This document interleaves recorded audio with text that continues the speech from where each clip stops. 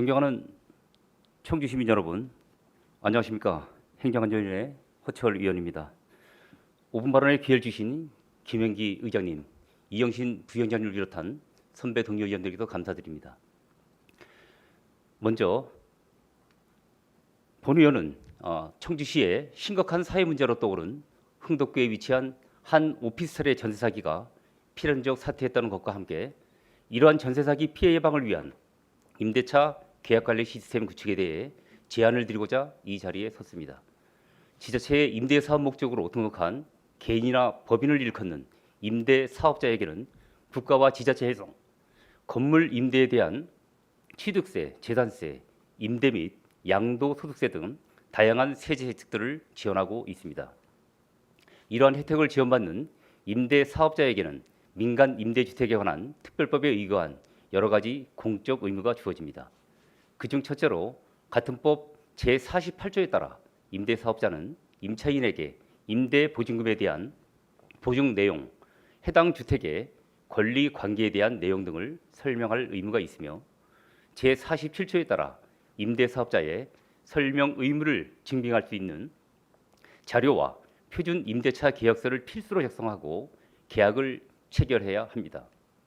하지만 이번 청주시 전세 사기 피해 임차인들은 표준 임대차 계약서가 아닌 일반 임대차 계약서를 통해 계약이 이루어졌기에 임대 사업자가 피해 임차인에게 설명의 의무를 다했는지는 불명확한 상황입니다.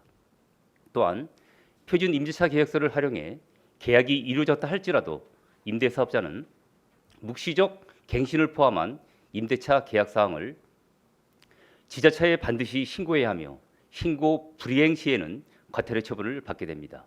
하지만 본 의원이 확인한 바에 따르면 임대 사업자인 A 법인 측은 2021년 임대 사업자 등록 이후 지금까지 약 3년이라는 시간 동안 단 한 건의 임대차 계약도 신고한 사실이 없었으며 이번 전세 사기 뉴스 보도 자료가 나간 후에 청주시는 상황을 뒤늦게 파악하여 A 법인 측의 신고 불이행에 따른 과태료를 부과할 예정이라고 답변을 받았습니다.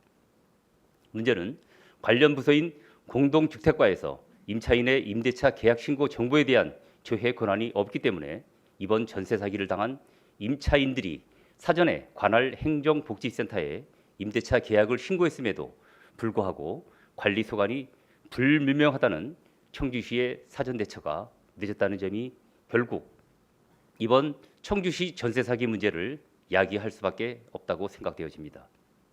하여 본 의원은 청주시의 소관부서를 명확히 하여 임차인이 각 관할 행정복지센터에 신고한 임대 계약 사항을 부서에서 통합 관리할 수 있는 시스템을 구축할 것을 제안드립니다. 이러한 시스템을 활용해서 임차인의 임대차 계약 신고가 확인되었음에도 3개월 이내 임대 사업자의 지자체 신고가 없다면 청주시는 임대 사업자에게 과태료 부과에 대한 안내 실시와 임대 사업자의 기타 의무 사항에 대한 위반 여부 파악 및 조치를 권고하고 결과를 공유받을 필요가 있습니다.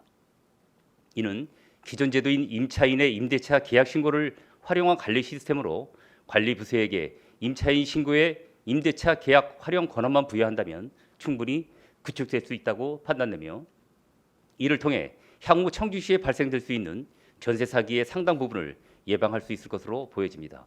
끝으로 지난 28일 전세 사기 특별법 개정안이 국회 본회의를 통과했습니다. 신설된 조항 중 제28조의 2는 지방자치단체장의 장이 전세 사기 피해 주택의 안전관리 및 감독 업무를 수행할 수 있다고 규정하고 있는데 이번 개정안 법령에 따라 청주시 전세 사기 피해자의 안전 확보와 피해 복구 방안에 대해서도 조속히 마련해 주시기 바랍니다. 근본 전세 사기 관련 세입자 대부분은 사회 초년생들입니다.